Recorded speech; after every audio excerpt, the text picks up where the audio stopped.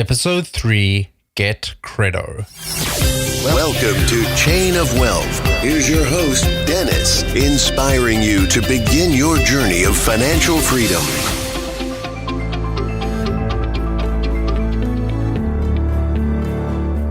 Hey Chainers, and welcome to Chain of Wealth. Today we have John Doherty with us, an entrepreneur and digital marketing consultant. A graduate from James Madison University located right here in Virginia, he graduated in technical and scientific communications as well as online publication in December of 2007. John is the founder of a company called Credo, a company to connect to other companies with the right agency or marketing consultants for their needs. John is also an amazing photographer. Welcome, John. Thank you, Dennis. Thank you for having me. I appreciate it. Thanks for being on the show. So let's dive into you a bit. Tell us a bit about your personal life. Yeah, so my personal life, I live in Denver, Colorado. I live here with my wife, Courtney, and we have no kids at this point, but we have about 100-pound Black Lab Great Dane mix dog. So, he's like having a kid. So as you said, I graduated in 2007, which I can't believe it's been a decade since I graduated from university from James Madison in Virginia. And moved around a ton, but we've been here in Denver since the beginning of 2017. We moved here for the mountains, for the outdoors life. So we live in Denver, but every weekend we're up in the mountains, skiing, hiking, rock climbing, all those fun things that you can do outdoors. Fantastic. That's awesome.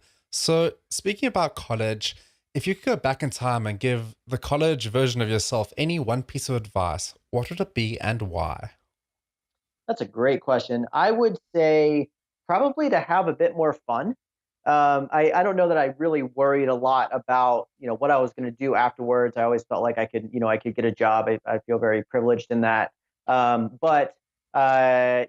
spent a lot of time. I was very good at managing my time. And I was one of those that would always get my, if I had a paper due the next day, I would get it done by like 10 p.m. the night before and go to bed. So, I actually had a pretty balanced life. I'd go to the coffee shop the next day and my friends in class would, be 5 minutes before class and they'd be like crushing it to finish up this paper, for a class. I'm like, yeah, I've been done with that for 12 hours. Right. Yeah. I wouldn't say that college was super stressful for me. Fantastic. So what financial mistake would you say that you've learned the most from? So I would say that my biggest financial mistake was not keeping an eye on my budget and our outgoing expenses earlier. I've been one of these people that I've always been really good at making money. Right. I'm involved in some, subreddits like /r/financial independence and entrepreneur. And there are a lot of people there that talk about cutting back their expenses handily, but they don't really talk about making more money. So I believe that you should always be trying to maximize your income, but at the same time, I while doing that, I wasn't good at keeping an eye on our expenses. And so to give you an example, when my wife and I lived in San Francisco for a while, and I got laid off a couple of years ago and started looking at our expenses a lot more closely. And 1 month realized that we had spent $2,500 on dining out, on Wow. going out to restaurants and stuff, and we didn't even really enjoy it. And so we set about to cut that back. And so for the last couple of years, we've kept a much better eye on our expenses and, have been able to save, quite a bit of money and, saving for a house and all of that. But I wish that I had started doing that a lot sooner. It's actually amazing how quickly the pennies can turn into dollars if you're not keeping a finger on the pulse and seeing exactly what's going on. Absolutely. Yeah, and it's easy, lifestyle inflation is a very real thing. And it's easy to do that. But I definitely think that, even if you're making really good money, you should definitely keep an eye on, your lifestyle and what you're spending and, keep that in check and look down the road at what you want to be able to do in the future and what it's going to take to get there and be a bit more just pointed about, about saving and reaching your goals. Definitely. So side hustles have become increasingly more important in people's lives as time goes on. How did you get into freelance digital marketing? That's a great question. So I actually started doing it because I was working for an agency in New York City and basically needed to make more money. So I had, digital marketing skills, and my first freelance client was the parents of one of my clients, co-founders of one of my clients at the time, and basically helped his parents rank better for their target keywords out in the Northern California area in the real estate space. And so, yeah, so I just started doing it and did that for about a year and a half. And made a couple $1,000s a month extra, and and then at some point decided it wasn't worth it because I was spending too much time doing digital marketing work and freelance work and didn't need the money anymore and needed more time back in my life. But I think, and I've built numerous websites and side projects. Most of them I've let go. Some have stuck. But I think it's a great thing to do, and pick up those skills that can serve you well long term. Fantastic. So tell us a bit about Credo. What exactly is it and where did the idea come from? Yeah, so Credo actually came out of that digital marketing freelance consulting that I was doing. So Credo is easiest way to think about it is we connect up businesses. Mostly the ones we work best with are startups, digital marketing teams at companies that are growing, and actually other marketing agencies and web development agencies to help them find agencies or consultants that can help them, continue to grow their business. So around digital marketing, so SEO, content marketing, that sort of thing, either to augment their current team, to help them put together a strategy, what have you. I actually started doing it about 4.5 years ago, almost 5 years ago now, at the beginning of 2013, because I was getting out of doing my own digital marketing consulting and needed a place to send my clients, needed good people to send them to. And so basically wanted to build out a group of vetted consultants and agencies that I trusted. And then basically realized it could be a business. It kind of ticked along for the next couple of years as I went in house, moved across the country, got married, got the dog, all that good stuff. But always wanted to do more with it. And then basically I got laid off and decided I got laid off on a Monday afternoon and decided on Tuesday morning that, well, really decided Monday night, but woke up Tuesday morning and said, you know what, I'm going to do this. I'm going to give working for myself a go. And so picked up some digital marketing consulting to cover the bills short term and really indefinitely because I can always do that, but wanted to build out, this company that's bigger than myself. And so about 2 years on and still alive. Fantastic. So what made you the most nervous about taking that leap and starting your own business? Honestly, just the fact that it might not work out. I knew that I could pick up consulting work. I have a very strong network in that area, and I've been fortunate to work with some really cool companies over the last couple of years doing that. And I still do. I still do some of that for a couple of companies, a couple of big content and marketplace websites online. But the biggest thing was I've never started my own company before. I haven't dealt with subscription models and all of that sort of stuff. And really, kind of optimized pricing and done all the customer support and all of that. So it's been a really steep learning curve. I knew that I could drive traffic, and I do. My site does 20 to 25,000 unique visits a month at this point, which is great. Great. But it's just a start. My competitors are a lot bigger, but it was really like the business side and being able to figure that out. So let's talk about how you go about growing that organically. Let's dive into search engine optimization. For our listeners that don't know, what exactly is SEO?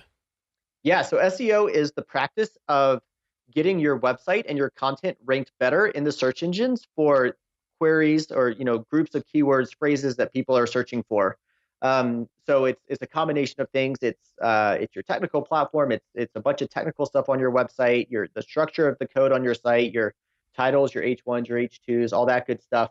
And then also how your site is structured. Link pages linking to each other, and then also um, links pointing from other websites into your own website. So there's a lot of moving parts to it. Awesome. So, John, there's a lot of SEO experts out there. How can I tell if I'm hiring the real deal or someone that just doesn't has no idea what they're doing? Yeah. So first, you should dig into their experience. Have they worked with websites like yours? How long have they been doing SEO?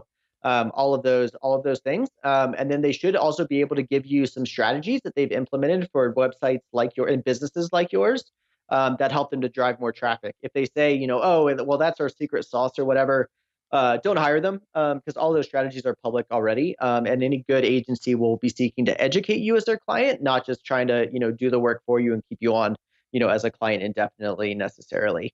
And then the big one is they should understand how you make money. So not just, can they build links? Can they write content? Do they have a team of writers? Whatever.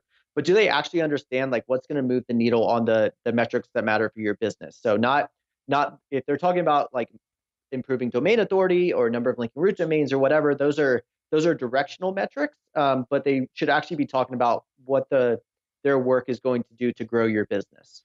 It's amazing how education has become such a powerful driver for businesses. And it almost seems as though if you're not producing good content that people find useful, that you're really not going to succeed online. It's totally true. Awesome. So, speaking about education in that light, what is a meta description and how does it matter for SEO? A meta description. So a meta description is a tag that goes up in the head section of your website. So you have the head section, which has links to your style sheets and that sort of thing, and then you have your body section, which is the main part of the site that people actually see. That's what you actually see when you go to a website. So meta description is a tag up in your up in the head of your page that basically describes what the page is about. So when you search, for example, if you search like SEO consultants get Credo, right? Mm-hmm. A page is going to come up that my SEO consultants page /pros/SEO/consultants is going to come up. The blue link that you see is the title tag, and then the text below that is the meta description. The meta description actually does not affect your rankings. However, it can help you with getting better clicks from the search results. So you should have I should have SEO consultants in there. I actually don't even remember what my meta description is on that page, to be honest with you. But if you search for SEO consultants and I rank on the first page for that, then the SEO consultants if I have that within the meta description, that will be bolded. Or if I have looking for a consultant or agency to help you with SEO, the word consultant and the word SEO will be bolded. So those should help with driving better clicks to your website. Awesome. So let's talk a little bit about links. SEO is all about linking. What is the difference between an internal and an inbound link? And could you give an example of when each is used? Yeah, for sure. So an internal link is a link on your website to another page on your website. So page A links to page B. Page B has an internal link from page A.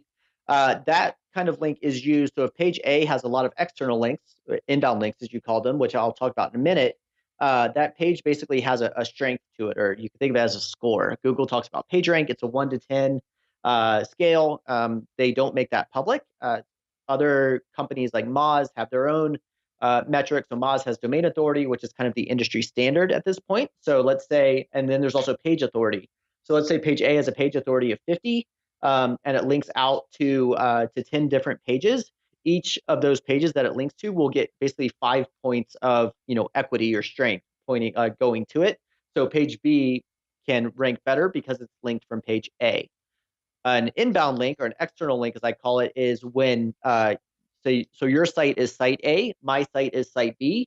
My site B, links to your site A. So my site has its own domain authority. Each page, of course, has its own page authority.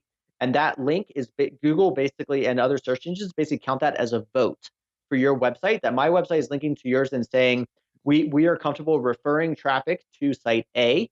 And so that link will help your site A, rank better. Awesome. I have a question that a lot of SEO consultants hear often, and they never quite know how to answer it. So if I were to start doing SEO tomorrow, how long would it take for me to see results? It's a situational question because it depends on how many links you already have. If we're talking a brand new website, it depends on what vertical are you in, how competitive is that, all of those sorts of things. Normally, the clients that I work with have pretty authoritative websites. It normally takes about 3 to 6 months, depending on what the changes are, to really start seeing traction off the SEO work that we're doing. But to go from nothing to ranking for semi-competitive queries or very competitive queries like SEO consultants, it can take a couple of years. Chainers, we're going to take a quick break and say a very big thanks to our sponsors. Chainers, would you like some awesome free financial advice and tips and tricks?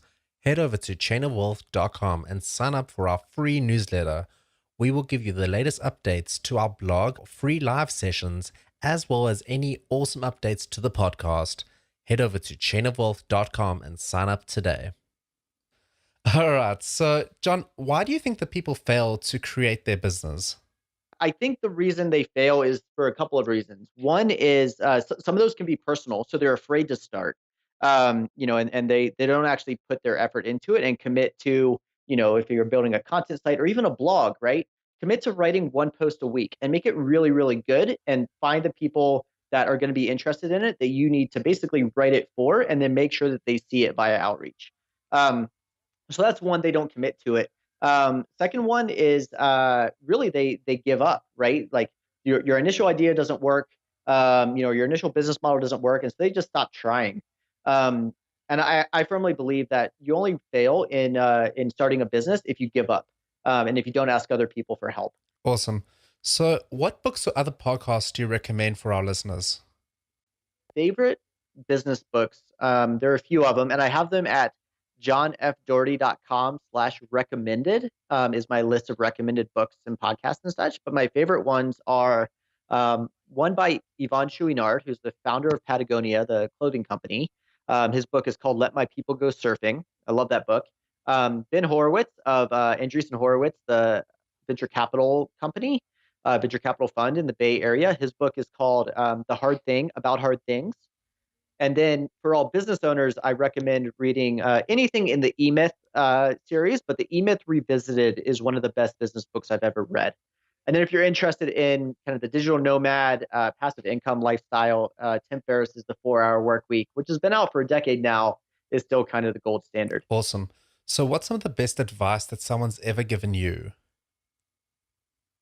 Oh man, the best advice that anyone has ever given me, man, that's a great question. So I think when I was younger, I had a problem with, I've always been a very like kind of creative mind, and I like telling stories. And I kind of had trouble separating like truth from fiction. And the best advice my mother ever gave me is, she quoted, I don't even know who the quote is from, but it's, "Oh, what a tangled web we weave when first we purpose to deceive." So basically the advice is, always tell the truth. Otherwise you're going to have to keep keep stuff straight. What have I told this person before? And all of that. So really, seeking to be as truthful as you can with everybody that you can. And that will really serve you well the rest of your life. Great. What's the best way for our listeners to get in touch with you? 2 ways, 3 ways actually. Best way is Twitter, at DohertyJF, DohertyJF.